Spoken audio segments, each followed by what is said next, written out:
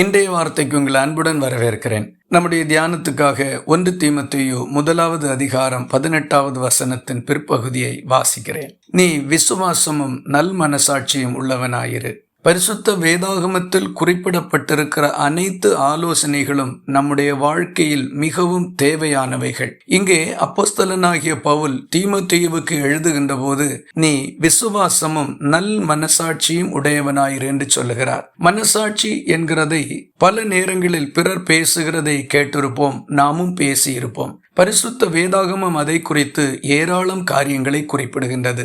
யோவான் சுவிசேஷம் 8வது அதிகாரம் 9வது வசனத்தில் அவர்கள் அதை கேட்டு தங்கள் மனசாட்சியினால் கடிந்து கொள்ளப்பட்டு பெரியோர் முதல் சிறியோர் வரைக்கும் ஒவ்வொருவராய் போய்விட்டார்கள் என்று குறிப்பிடப்பட்டிருக்கின்றது.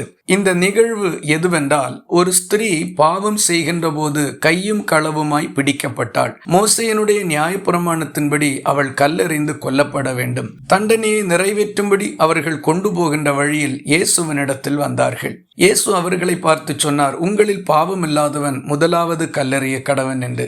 இந்த வார்த்தைகளை கேட்டபோது அவரவர்களுடைய மனசாட்சி அவர்களை கடிந்து கொள்ளத் தொடங்கினது. எப்படி என்றால், நீயும் ஒரு பாவிதானே, எப்படி நீ வேறொரு பாவியை கல்லெறிய முடியும் என்பதுதான் மனசாட்சி அவர்களை உணர்த்தின காரியம். இந்த உணர்வை ஏற்றுக்கொண்டு எல்லாரும் போய்விட்டார்கள்.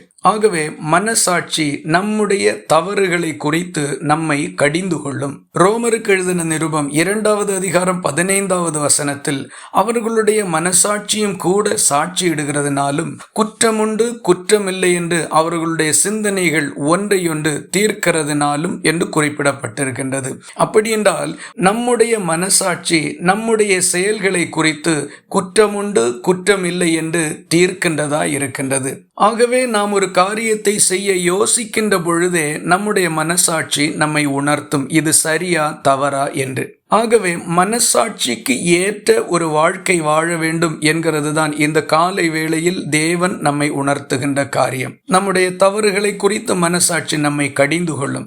நாம் செய்ய போகின்ற காரியத்தை குறித்து இது சரியா தவறா என்பதை நமக்கு உணர்த்தும். பரிசுத்த ஆவியோடு இணைந்து மனசாட்சியும் நம்மை நடத்துகின்றபடினால் அதற்கு இடம் கொடுத்து வாழ்வோம், சமாதானத்தோடு ஜீவிப்போம். இந்த வார்த்தைகள் இந்த நாள் முழுவதும் உங்களுக்கு ஒரு ஆசீர்வாதமாய் இருப்பதாக. ஜெபிக்கலாமா? எங்களை நேசிக்கிற அன்பு நிறைந்த நல்ல ஆண்டவரே, நாங்கள் உம்மை நன்றியோடு துதிக்கிறோம். எந்த சூழ்நிலையிலையும் நீர் எங்களுக்கு கொடுத்திருக்கின்ற மனசாட்சியின் வழிகாட்டுதலுக்கு விரோதமாய் நாங்கள் செயல்படாமல் அதற்கு இசைந்து ஜீவிக்கக்கூடிய நல்மனதை தாரும். மீறி செயல்படாமல் எங்களை காத்துக்கொள்ளும். ஜெபத்தை கேட்டதற்காக ஸ்தோத்திரம். இயேசு கிறிஸ்து மூலம் வேண்டிக் கொள்கிறோம் எங்கள் அன்புள்ள நல்ல பிதாவே, ஆமேன். கர்த்தர் தாமே உங்களை ஆசீர்வதிப்பாராக.